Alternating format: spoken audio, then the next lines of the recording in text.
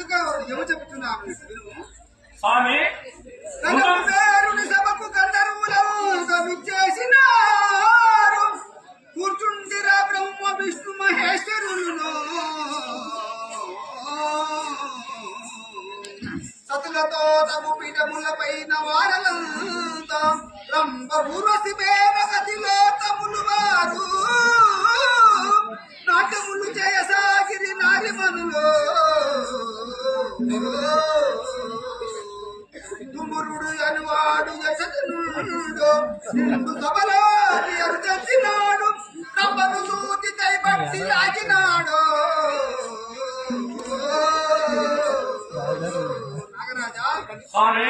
పట్టి రంభను గట్టిగా లాగినాడు అందుకో కుబేరుణ్ణి శపించినాడు వాడే శ్రీదండ మహారాజుగా.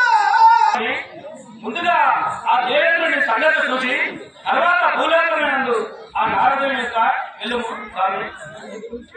ముందు దేవేంద్రుడితో సంగతి చూసుకునే అంటావు అవును సార్ చదువుకుంటావు.